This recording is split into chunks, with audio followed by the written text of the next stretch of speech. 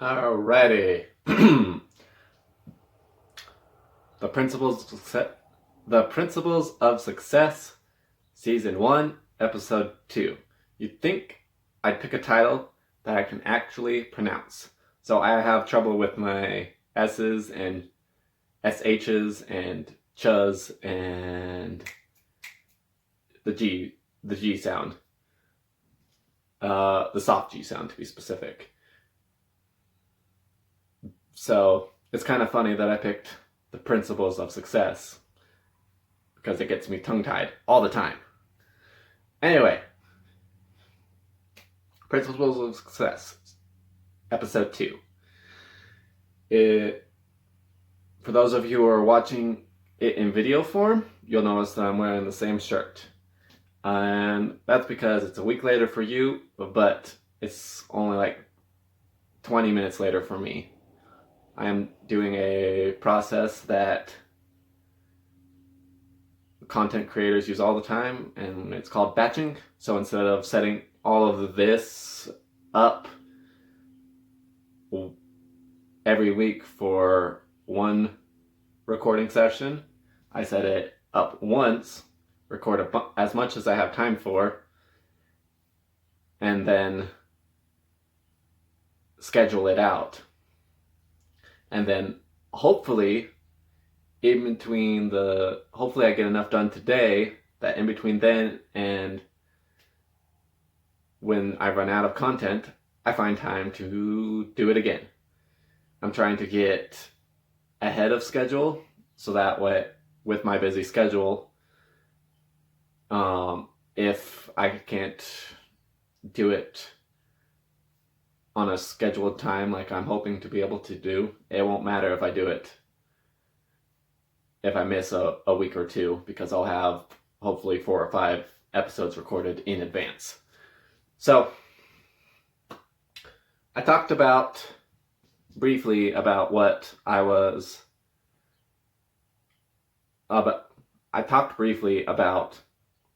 studying success, and I mentioned that I've read over 1,000 books. For the first little bit, I want to go more in depth on that and talk about how I studied success. So what I did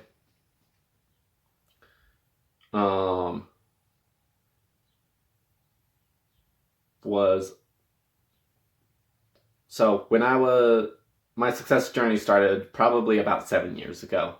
And my mom was fantastic. My mom taught me I probably should lower this video down. I just noticed that because I do a lot of hand talking and all of my hand movements are beneath the recording. Anyway, so my mom is one of the greatest moms ever, and so is my dad.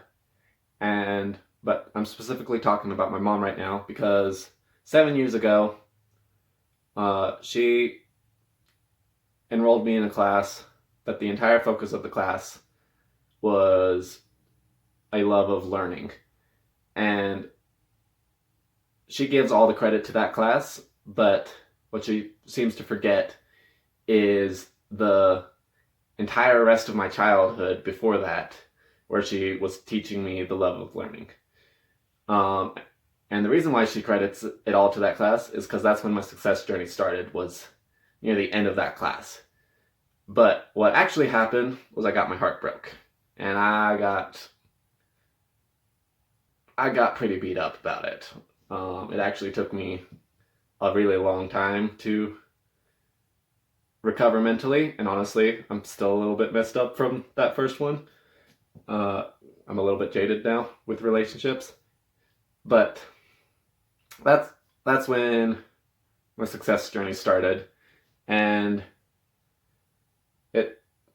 Jim Rohn, one of my favorite motivational and success teachers, talks about how people get motivated for one of 2 reasons: inspiration or desperation. And so if prosperity isn't getting you moving, I don't wish anything bad for you, but I hope a wagon comes down your rut. So that's what happened to me. I got crushed. And honestly, I don't blame her. I was kind of a pathetic loser back then. So that led me to studying social dynamics and how to actually communicate with people properly, what boundaries were. So I'm actually autistic, so I didn't learn any interpersonal relationship skills naturally like most people. So I did pretty bad at it for the first several years up to that. And that is how I stumbled onto discovering that you can change, that you can progress, that you can grow, and that need to learn how to communicate with people is what led me to learning self-development, which led me to studying finances, which led me to studying business. I was an entrepreneurial kid, but by the time I'd reached high school, somehow it had gotten ground out of me, even with my mom and dad doing their very best to nurture that kind of spirit in us, me and my siblings. But it had gotten ground out of me. So when that heartbreak happened, I started studying first intercommunication, like for instance body language, and then tonalities, and then flirting techniques, and so on and so on and so on, slowly delving more and more into mainstream self-development, like positive mindsets and things like that. So that's how I got started. And I don't think it really matters where you get started. The fact that you're listening to this right now is an indicator that you're already open-minded to growing and to becoming better. And I'm hoping that for some of you, that I'm the one who starts that callus. I'm the one who starts that chain. And also I'm hoping that for those of you who have already started, specifically the principles of success give you a framework for what you need to focus on to keep getting better and better results out of life. Because you'll hear them all over the place when you study success, but I never found like a list of these are all the traits that make you super successful in whatever category you want, whether that's health, finances, relationships. They're all the same.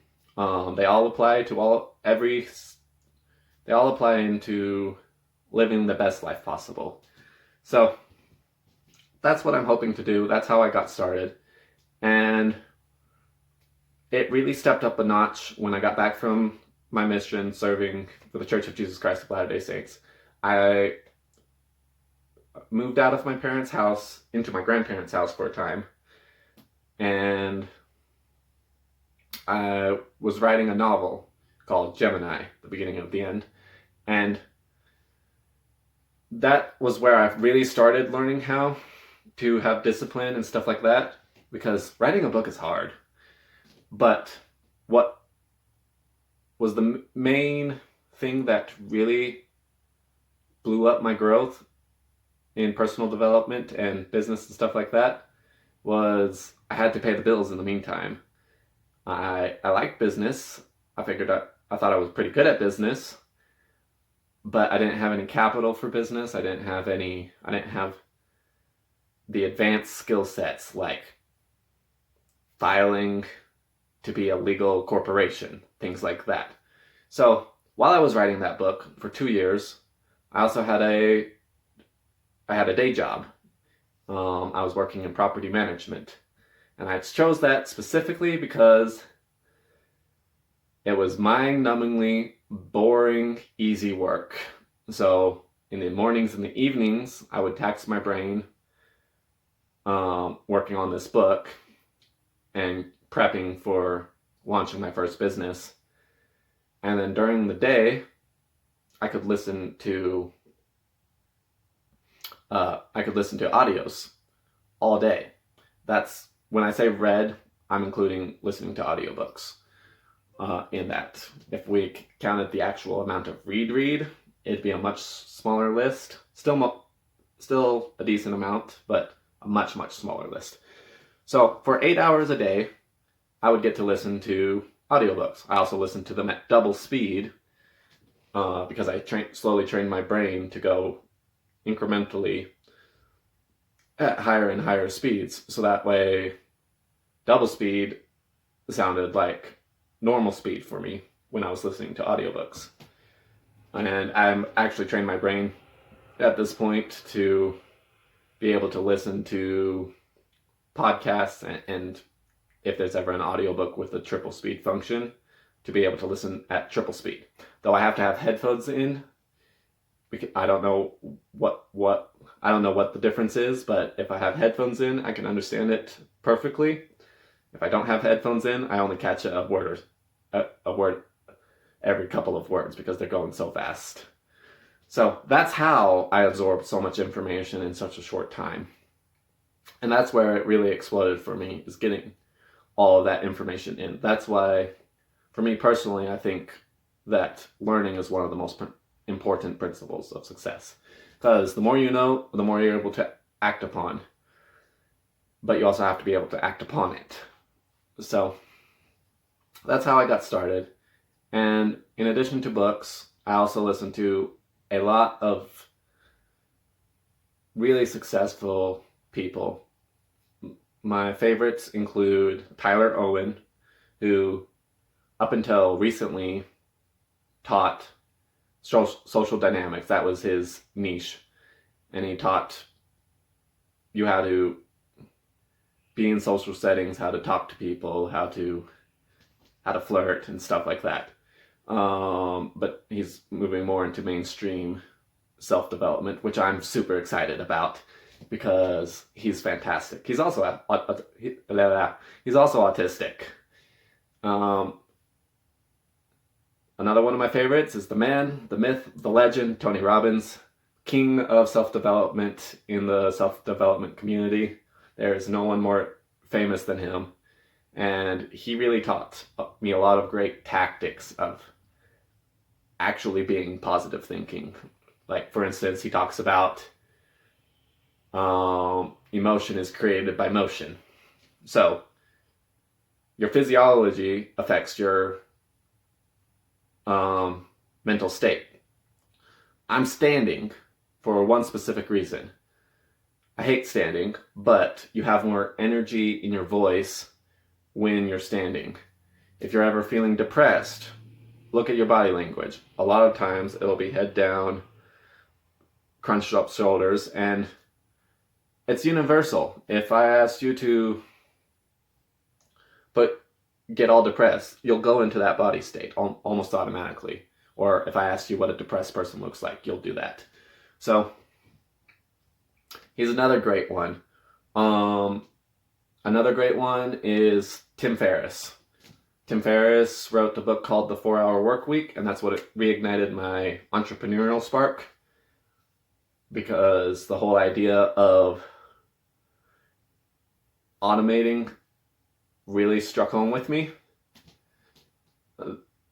And lots of people kind of bash on the whole idea of the 4-hour workweek. But there's two ways you can look at it. One, you can do the 4-hour workweek and spend the rest of your time enjoying it with friends and family. If that's what you're, out of the 5 categories of success, if those are your main priorities. If, for instance, like me, who wants all-time success levels in finance and impact on the world, the 4-hour workweek allows for automating it so I can get 10 work weeks worth of work done in the same amount of time as what most people get done. So he's another great one. Another one of my favorites is purely motivational, and his name is Les Brown. I think he's retiring soon, if not already, but He gives some of the greatest motivational speeches of all time. And listening to those on a regular basis, I find very beneficial. So I strongly encourage listening to all four of those guys. They all teach great... Oh, I almost forgot one of the other most important ones. Gary Vee. The whole reason I'm shooting this podcast, the whole reason I run a marketing agency, the whole reason that I'm posting on TikTok and LinkedIn at this current moment is because of Gary Vee. So much of Gary Vee ideology I had myself, but he helped cement it. Like, for instance, I didn't think you were successful if you weren't happy. Gary Vee talks about being happy a lot. I didn't think that if you weren't kind to other people, then you didn't deserve the good things in life. Gary Vee talks about being kindness as a strength. So things like that. Gary Vee's fantastic. Definitely listen to him. He gives lots of great advice. So Tony Robbins, just to recap, Tony Robbins, Gary Vee, Les Brown, and Tim Ferriss are some of the best success icons that I can name. There's lots of others. I've studied in depth dozens of very successful people. Like I've mentioned Jim Rohn already, and he's fantastic. There's so many. When you delve into this world, you're going to discover so many great people, so many great resources. I hope you enjoyed this episode, and I'll see you next week.